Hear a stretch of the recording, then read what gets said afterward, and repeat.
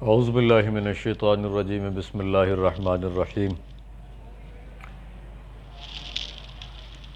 کلوا واشربوا ولا تسرفوا ان اللہ لا يحب المسرفین۔ ہم پہلے ڈائجسٹو سسٹم پہ بات کر چکے ہیں، اب اس کا جو پارٹ 2 ہے اس کو کلیئر کر کے انشاءاللہ ہم اس ٹاپک کو بند کرتے ہیں۔ تو قرآن مجید کے اندر یہ جو آیت ہے نا جی، کلو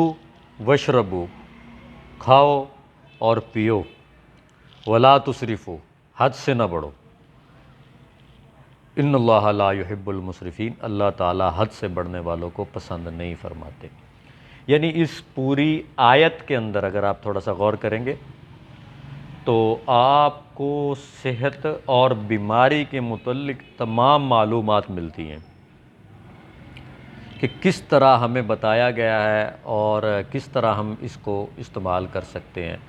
اور اس دور کے اندر سب سے زیادہ بیماریاں جو ہمیں مل رہی ہیں وہ زیادہ کھانے سے آ رہی ہیں، کہ کہیں بھی ہم جاتے ہیں تو ہم نے کوئی ایک سسٹم نہیں رکھا ہوا۔ ہم نے پہلے بھی ایک بات کی ہے کہ یہ جو روزہ ہے نا حضرت صاحب، اس کے اندر ہمارے جسم کے اندر تقریباً 12 سے 14 گھنٹے کا جو گیپ ہے نا، اس کے اندر ہمارے پورے نظام انہضام کے اندر جو بھی معاملات ہوتے ہیں وہ مکمل طے تک پہنچ چکے ہوتے ہیں اور ایک صحت کی جو کیفیت ہے پیدا ہونی شروع ہو جاتی ہے۔ لیکن عام دنوں کے اندر ہم کیا کرتے ہیں کہ یہاں سے اٹھے، چوک میں چلے گئے، وہاں سے کوئی سموسہ کھا لیا، تو دوسری چوک پہ پہنچے تو وہاں ہمیں تھوڑے سے امرود پسند آئے تو ہم نے وہ کھا لیے، اور اسی طرح جب ہم کسی اور جگہ پہ پہنچے اوپر سے چائے ٹھونس لی، آگے گئے تھوڑی سی جلیبی کھا لی۔ تو وہ اس دوران ہوتا کیا ہے کہ جب آپ کوئی چیز کھا لیتے ہیں، آپ کا معدہ کا منہ جیسے بند ہوتا ہے تو اس غذا کے اوپر اپنی وہ حرکت سے، رگڑ سے اس کو رگڑنا شروع کر دیتا ہے جیسے کوئی چیز رگڑتی ہے، تو اس غذا کے اوپر اس کی انرجی صرف ہوتی ہے، اس کی حرارت صرف ہوتی ہے، جس کی وجہ سے وہ غذا جو آتی ہے وہ پکتی ہے، اور اس کے پکنے کے بعد اس کے کچھ مراحل ہوتے ہیں جس کو ہم نے طے کرنا ہوتا ہے۔ جیسے آپ نے یہ دیکھا ہے کہ آپ کوئی سبزی لیتے ہیں، اس کو چھیلتے ہیں، اب اس کا فضلہ، آپ نے گاجر مثلا لی، گاجر آپ نے اس کو چھیلا، چھیل کے اس کو آپ نے صاف کیا، اس کا فضلہ باہر نکال دیا۔ اب اس کا فضلہ جب آپ نے چھوڑا، اس کے بعد آپ نے اس کو کاٹا، اس کو پکایا، اس کو حرارت دی، آکسیجن دی، پھر اس کے بعد آپ نے اس کو رطوبت دی، ہائیڈروجن دی، سالن میں پانی ڈالا، پھر اس کے اندر آپ نے کوئی تیل ڈالا یا گھی ڈالا، تو اس کو چکنائی دی، آپ نے فیٹس دیے،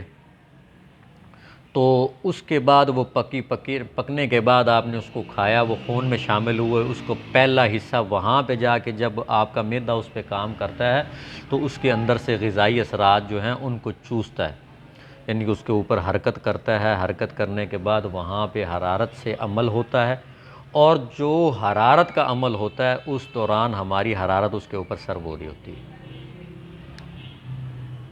تو یہاں آپ جب ایک چیز کھاتے ہیں تو معدے کا منہ بند ہوا، آپ تھوڑے سے فاصلے پہ گئے تو آپ نے دوسری غذا کھا لی۔ اب جب آپ نے دوسری غذا کھائی تو اس کا نتیجہ کیا نکلا ہے؟ اس کا نتیجہ یہ نکلا ہے کہ جو آپ کی پہلی غذا تھی وہ وہیں کی وہیں پڑی رہے گی، اوپر سے جو نئی غذا آئی طبیعت وہاں پہ کوشش کرتی کہ یہ آگی چلو اس کا بھی کام کرتے ہیں، وہ اس پہ جیسے ہی عمل شروع کرتی ہے تو جو پہلی والی غذا ہوتی ہے اس کے اوپر پراپر کام نہیں ہو چکا ہوتا، وہ سائیڈ پہ لگتی، وہ وہیں پہ گلنا سڑنا شروع ہو جاتی اور اسی کے اندر تافن شروع ہو جاتا ہے، اور اس طرح معدے کا جو اس کے اوپر اپنا انزائم ہوتے ہیں وہ گرنے کے بعد اسی میں ہی سڑاند اور تافن آنا شروع ہو جاتا ہے۔ جیسے مثال کے طور پہ اگر آپ کوئی کھانا پکاتے ہیں نا، گوشت کو پکاتے ہیں، تو گوشت جب صحیح طرح سے نہ گلے اس کے اندر سے اسمیل آ رہی ہوتی، کھانے کو دل نہیں کرتا، یہی حال ہماری غذا کا ہوتا ہے، وہ پڑی پڑی متعفن ہونی شروع ہو جاتی، اور اسی تعفن کے اندر سے ہی وہ معاملات آپ کے ساتھ آتے ہیں، جیسے اس کے اندر آنتوں میں ہوں تو کیڑے شروع ہو جاتے ہیں، ملاپ آنے شروع ہو جاتے ہیں، اور آپ کو جرم کشم دوائی لینی شروع کر دیتے ہیں۔ تھوڑا سا غور کریں نا کہ جو پانی ایک جگہ پہ کھڑا ہوتا ہے نا، نہر کا پانی جا رہا ہوتا ہے نا، اس کے اندر جاندار ہوتے ہیں، کھانے والے ہوتے ہیں، مثلا اس میں مچھلی ہوتی ہے، لیکن جو گندا پانی ایک جگہ پہ کھڑا اس کے اندر سے کیڑے پیدا ہوتے ہیں، جراثیم پیدا ہونے شروع ہو جاتے ہیں۔ تو پہلے وہ پانی رنگ بدلتا ہے،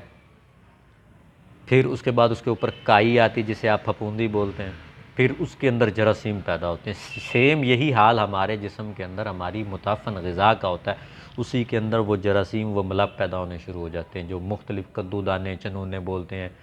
تو وہ چھوٹی آنت بڑی آنت کے مقام پہ جہاں ہوتے ہیں اپنے اپنے لحاظ سے ہوتے ہیں، تو اس کو فیوریبل ماحول ملنا شروع ہو جاتا ہے۔ پھر آپ کیا کرتے ہیں، پھر اس کے بعد آپ ایک اور جگہ پہ جاتے ہیں اور آپ ایک تیسری چیز لے لیتے ہیں، تیسری غذا کھا لیتے ہیں۔ تو وہ جو اس کے اوپر آپ کی آکسیجن سرو ہو رہی ہے وہ تھوڑی سی اور کم ہوگی، آپ کا جسم کا ٹمپریچر اور گرا۔ کوئی یوں سمجھ لیں کہ ایک دفعہ آپ نے جو پہلی غذا کھائی اس کے اوپر آپ کی 25% آکسیجن کام کر چکی تھی، آپ نے اوپر سے دوسری غذا کھائی تو 25% اس کے اوپر سرو ہوگی آپ کی، 50%۔ تو آپ پھر اس کے فوری بعد جو ہے آپ اور غذا لیتے ہیں، تو جیسے ہی آپ تیسری غذا کی طرف منہ بوتے ہیں آپ کے جسم کے اندر شدید قسم کی تیزابیت اور شدید قسم کی جلن پیدا ہوتی ہے، ایسڈ کا ریئیکشن ہوتا ہے، سڑاند ہوتی ہے، تافن ہوتا ہے۔ جیسے آپ نے وہ دیکھا ہے نا کہ جب بارشیں زیادہ ہونے کے بعد جیسے ہی دھوپ نکلتی ہے تو ایک سڑان سی نکلتی ہے اس کی، تو کسی بھی جگہ سے گزر رہے ہوتے ہیں، جو ساون کے دنوں کے اندر جو بارش ہوتی ہے نا، آپ نے نوٹ کیا تو کیا ہوتا ہے، تو زمین کے اندر سے گرم بخارات اٹھتے ہیں، اسی طرح ہمارے جسم کے اندر گرمی اٹھنی شروع ہو جاتی ہے، وہ ایکچول ایسیڈک ریئیکشن ہوتے ہیں۔ ہم کہتے ہو ہمیں تو بڑی گرمی لگ رہی ہے جی، ٹھنڈے جوس دے دمادم، ٹھنڈے یخ جوس پینا شروع کر دیتے ہیں ہم، اوپر سے لسیاں پیتے ہیں جی۔ اب کچھ لوگ تو کہتے ہیں کہ جی لسی ٹھنڈی ہوتی ہے، ایکچول ان سے سوال کیا جائے بھی کیسے جی، ہمارے جسم کے اندر جیسے جاتی ہے تو ہمارے جسم کے اندر گرمی نکلتی ہے، تو وہ گرمی کو ختم کر رہی ہوتی ہے، ایکچول وہ ٹھنڈی ہوتی ہے۔ وہ جب آپ ٹھنڈی پیتے ہیں آپ کے جسم کے اندر جیسے جاتی طبیعت پریشان ہو جاتی ہے کہ اتنی ٹھنڈی چیز اگر ہمارے جسم کے اندر آ جائے گی تو کیا ہوگا کہ ایک وقت آئے گا کہ جسم کا ٹمپریچر کم ہونے کے بعد انسان ہلاک ہو جائے گا۔ جیسے دیا جو ہے اس کا شعلہ بجھ جائے تو دیا ختم، جسم کے اندر یعنی چولہے کے اندر آگ ختم ہو جائے تو آپ کی روٹی نہیں پکے گی، ہنڈیا نہیں پکے گی، تندور کی آگ ختم ہو جائے روٹی لگانی بند کر دیتا ہے۔ اسی طرح جو مردہ ہوتا ہے اس کا جسم ٹھنڈا ہو چکا ہوتا ہے، اس کی جو سب سے بڑی ہم پہچان کر رہے ہوتے ہیں، تو کیا اس کی آکسیجن ٹوٹ جاتی ہے، ختم ہو گئی اس کی۔ تو اسی طرح جب آپ وہ ٹھنڈی لسی پیتے ہیں تو فوری جسم کی حرارت غریزیہ اس کے اوپر عمل کرتی ہے اس کی سردی کو توڑنے کے لیے، تاکہ یہ جسم کے اندر جا کے آپ کے ٹمپریچر کے مقابل ہو جائے، برابر آ جائے۔ اور آپ نوٹ کریں کہ جب بھی آپ وہ پیتے ہیں، لسی پینے کے بعد ہوتا کیا جی، آپ کا پیشاب گرم آ رہا ہوتا ہے، ٹھنڈا نہیں آ رہا، جتنی ٹھنڈی یخ آپ نے جیسے لسی پی ہے، ٹھنڈے یخ آپ جوس پیتے ہیں لیکن پیشاب میں گرم نکل رہے ہوتے ہیں۔ کیوں نکل رہے ہوتے ہیں؟ کہ جسم کی آپ کی وہ جو آکسیجن ہے اسی کے اوپر اثر کرتی ہے، اور اثر کرنے کے بعد اس کو ٹمپریچر کے مطابق لے کے آنے کی کوشش کرتی تاکہ آپ فنا نہ ہو جائے، اور یہی وجہ آپ کا پیشاب اتنا زیادہ گل سڑ کے یعنی کہ جل سڑ کے آنا شروع ہو جاتا ہے۔ آپ جتنی ٹھنڈی جوس پیتے ہیں، جتنی ٹھنڈی لسی پیتے ہیں، آپ کی پیاس بڑھتی ہے، اور یہی سوزش کا سب سے بڑا راز ہے جو تحقیقات سوزش و آرام کے اندر بڑے استاد جی نے فرمایا ہے کہ وہ جسم کے اندر جیسے ٹھنڈک بڑھ رہی اس کی پیاس بڑھ رہی، آپ لسی پی رہے آپ کے جسم کے اندر اور گرمی بڑھ رہی اور گرمی بڑھ رہی، ایکچول وہ اس سردی کو توڑنے کے لیے ہو رہی ہوتی ہے جو آپ کو فنائی کی حد تک لے کے جا رہی ہوتی ہے۔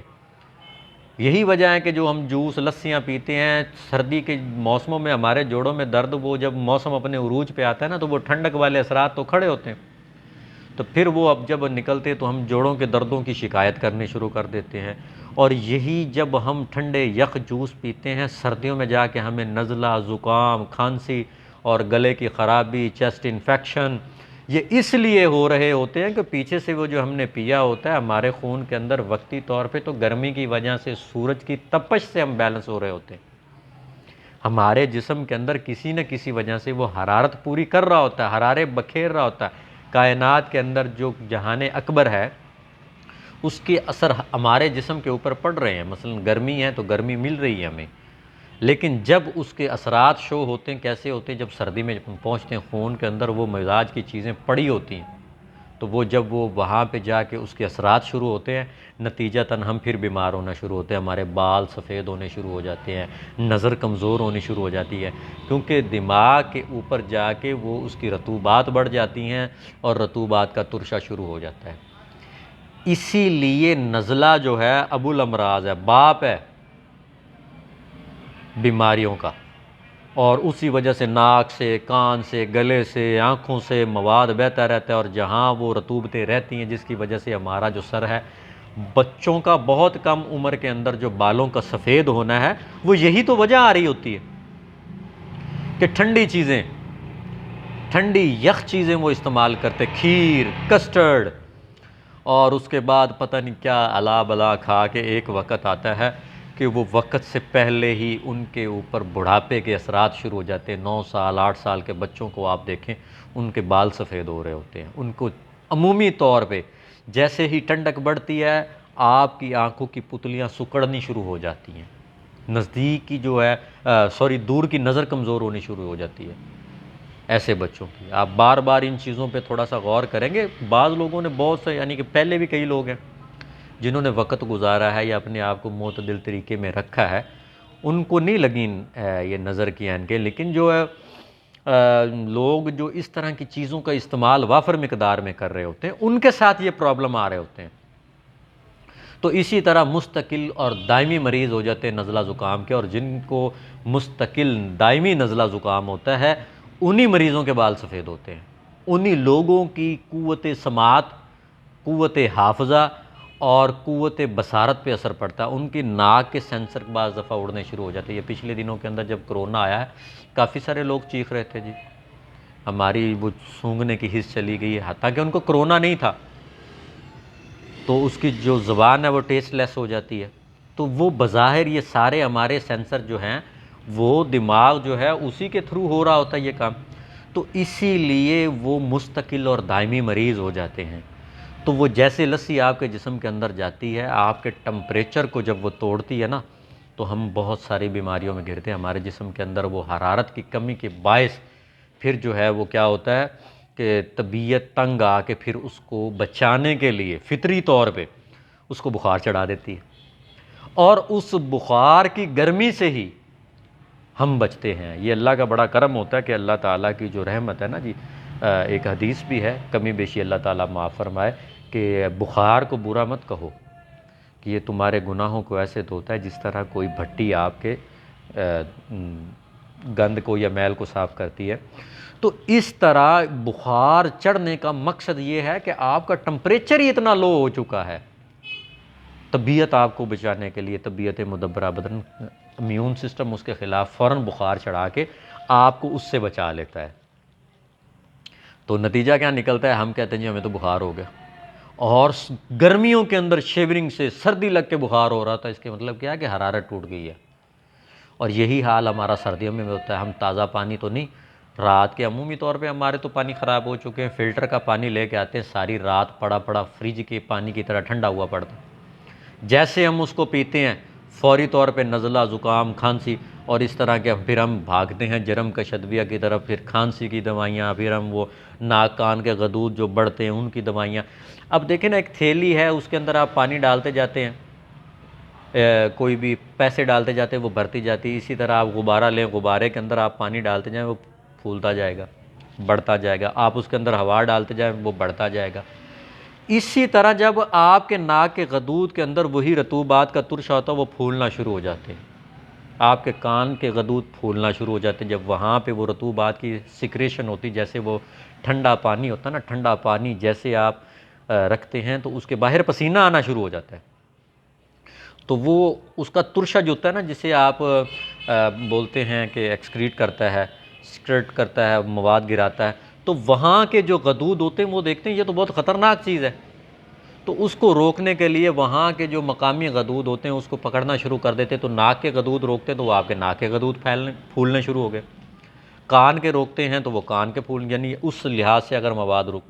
گر رہا ہو، تو جب گلے کے اندر وہ گر رہا ہوتا ہے تو گلے کے غدود اس کو روکنے کی کوشش کرتے ہیں۔ یہ آپ کے گارڈ ہیں، سیکورٹی گارڈ ہیں، جب آپ کے وہاں سے یہ چیزیں گزرتی ہیں تو اس کو روکنے کی کوشش کرتے ہیں کہ آپ اس مواد سے بچ جائیں جو کہ آپ کی بے اعتدالی کی وجہ سے ہوا ہے،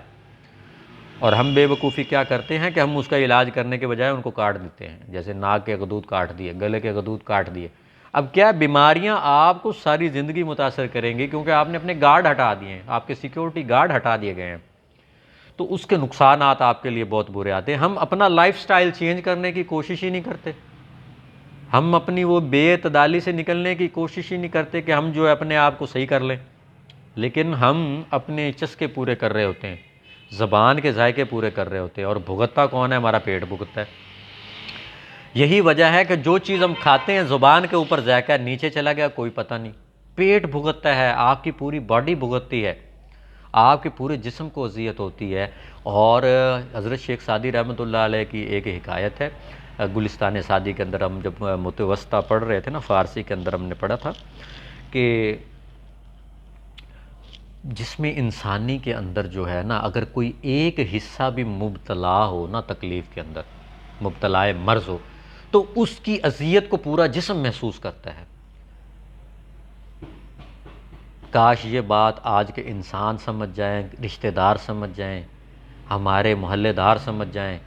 کہ اگر ہم یہ سمجھیں کہ یہ انسان ہے، اس کو تکلیف ہے، تو ہم بھی انسان ہیں، ہمیں بھی تکلیف ہو سکتی ہے، اور اللہ تعالیٰ کا ایک نظام ہے۔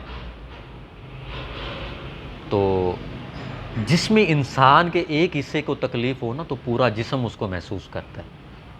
تو اسی لیے جب پیٹ میں جاتی ہے تو وہ غذا متعفن ہوتی ہے، اور اسی کے اندر سے وہ جو ایسڈ ہے اس کے گرم گرم بخارات اٹھ رہے ہوتے ہیں، جس کی وجہ سے عمومی طور پہ تیزابیت کی جلن کے باعث ہمارا معدہ جلتا ہے۔ کبھی اگر ہمارا معدہ کمزور ہو چکا ہو تو ہمارا معدہ جلتا ہے، اس کے اندر جلن ہو رہی جی، آنتوں کے اندر جلن ہوتی ہے، ہوا اٹھتی ہے، گیس بنتی ہے، غبارے سے اٹھتے ہیں جی، اور وہی جب آپ کے پردوں میں وائبریشن ہوتی ہے مختلف مقامات پہ، دماغ کے اندر جا کے خوف، وہم، وسوسات کی کیفیت پیدا کرنا شروع کر دیتی ہے، کیونکہ بخارات جب بھی اٹھتے ہیں تو کوئی نہ کوئی شکل اختیار کر رہے ہوتے ہیں۔ اور اسی طرح جب وہ آپ کے اینڈ پوائنٹ پہ پہنچتا ہے، خون کی سرکولیشن کے اندر وہ اثرات ملتے ہیں، تو نتیجے کے طور پہ کیا ہوتا ہے؟ آپ کو